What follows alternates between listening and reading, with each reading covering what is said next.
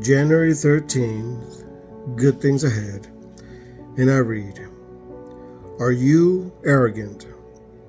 It's the Saturday night bonfire at the men's retreat. Write on the card the issue in your life you haven't turned over to God. The card gets nailed to a cross, then the cross kept burning the fire. Moving, convicting, healing.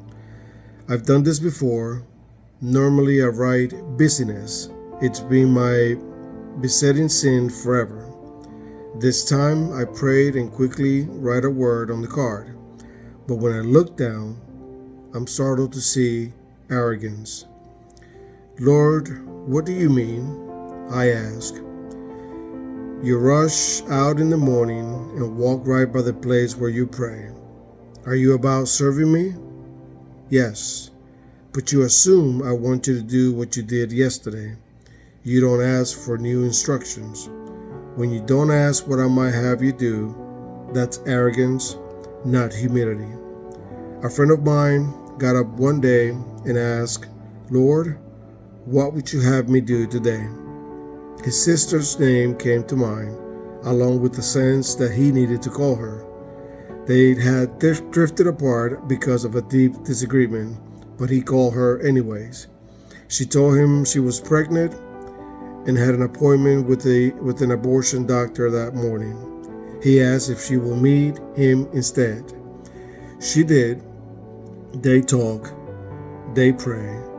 She kept the baby, and now he is a thriving little boy. God used my friend to save a life, all because he stopped to ask God for his orders for the day, and then he acted. The question, do you meet with God every day to seek new instructions? Knowing him better. Genesis chapter 22 verse 1 and 2 reads, God tested Abraham and said to him, Take now your son, your only son, whom you love, Isaac, and go to the land of Moriah and offer him there as burnt offering on one of the mountains of which I tell you. Tell me about yourself. At a conference, it's natural to read a fellow participant's name tag and ask them to share more about who they are. When we want to get to know God and one of his names, we can do the same.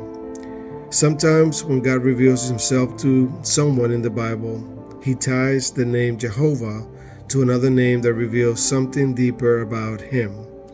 I call these names compound connections. God uses them to unveil himself personally, to give people a great revelation of his character than even the personal name Jehovah connotes. God often does this when people are going through difficult situations and he wants to reveal himself as their source of help. Jehovah Jireh means the Lord will provide. Today's verse provides the background for the revelation of his name.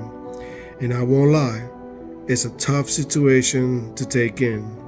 God is testing Abraham in the most devastating way by asking that he give him the one thing Abraham loved the most, his son, his beloved, long-anticipated child of promise, Isaac. It is a trial of the greatest magnitude. Trials are adverse circumstances God either introduce or allow in order to identify where we are spiritually and to prepare us for where he wants us to go. If you're breathing, you cannot escape life's trials. Abraham's trial is the test so God can check the condition of his heart and faith. We'll learn more about who God is when he's wearing the Jehovah Jireh name tag. If you're in trial, take comfort knowing that trials must first pass through God's hands before reaching us. If he approves it, he must have divine purpose for it. And as you get to know him better, he also provides a way through. And I pray, God, tell me about yourself. I want to draw closer to you. Only you know the way my trial will be transformed by your hands. Amen.